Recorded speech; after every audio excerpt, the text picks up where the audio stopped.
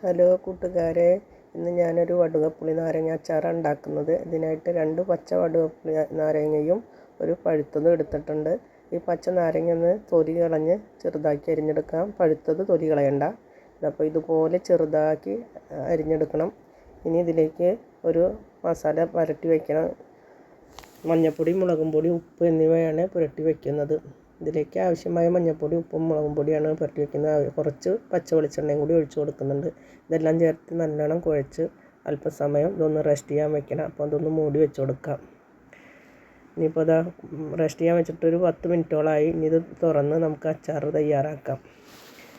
അച്ചാർ തയ്യാറാക്കുന്നതിനൊരു പാത്രം അടുപ്പത്ത് വെച്ചിട്ട് അതിലേക്ക് വെളിച്ചെണ്ണ ഒഴിച്ച് കൊടുത്ത് കടുക് പൊട്ടിച്ചിട്ടുണ്ട്. പിന്നെ ഇഞ്ചി, പച്ചമുളക്, വെളുത്തുള്ളിയൊക്കെ ഇട്ട് കൊടുത്ത് ഒന്ന് മൂപ്പിച്ചെടുക്കുന്നുണ്ട്. അതിന് ശേഷം നമുക്ക് നേരത്തെ തയ്യാറാക്കി മുളകും പൊടിയൊക്കെ തിരുമ്പി വെച്ച ഇതിട്ട് കൊടുക്കാം. ഇപ്പോൾ കറിവേപ്പില ഇട്ട് കൊടുത്തിട്ടുണ്ട് കേട്ടോ.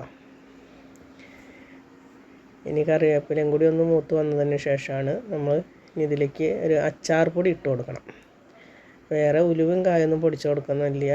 ഇത് അച്ചാർ പൊടിയിലാണ് ഉണ്ടാക്കുന്നത്. പിന്നെ നല്ലെണ്ണയിലല്ല കേട്ടോ അത് ഉണ്ടാക്കുന്നത്, വെളിച്ചെണ്ണയിലാണ്. നല്ലെണ്ണയിൽ വടുകപ്പുളി നാരങ്ങ വെളിച്ചെണ്ണയിൽ ഉണ്ടാക്കുന്നതാണ് കൂടുതൽ ടേസ്റ്റ്. അപ്പോൾ ഇട്ട് കൊടുത്ത അച്ചാർ പൊടിയാണ്. അപ്പം അച്ചാർ പൊടി ഒന്ന് മൂത്ത് വന്നതിന് ശേഷം ഫ്ലെയിം ഓഫ് ചെയ്തിട്ടാണ് നമ്മൾ നാരങ്ങ ഇതിലേക്ക് ഇട്ട് കൊടുക്കുന്നത്. ഫ്ലെയിം ഓണാക്കിയിട്ട് ഇട്ട് കൊടുത്താൽ അതിൻ്റെ കയ്പ്പ് ചൂടാവും തോറും അതിൻ്റെ കയ്പ്പ് ഇളകും. അപ്പോൾ ഇതാ ഗ്യാസ് ഓഫ് ചെയ്തു.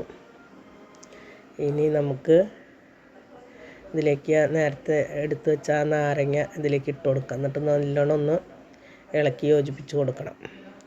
അപ്പോൾ അതാ നാരങ്ങയൊക്കെ ഇതിലേക്ക് ഇട്ട് കൊടുത്ത് കഴിഞ്ഞു. ഇനി അതൊന്ന് പതുക്കെ ഉടഞ്ഞു പോകാത്ത രീതിയിൽ പതുക്കെ ഇളക്കി കൊടുക്കണം.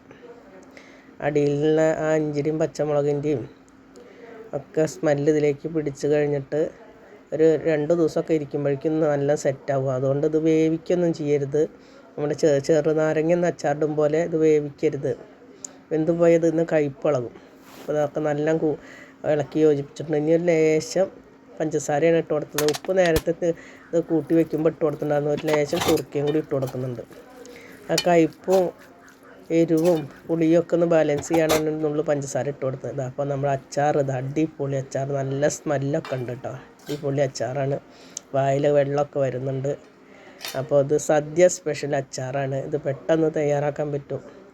ഇതപ്പോൾ അച്ചാർ റെഡിയായി. എല്ലാവരും ഇതുപോലെയൊക്കെ ഉണ്ടാക്കി വെക്കണം.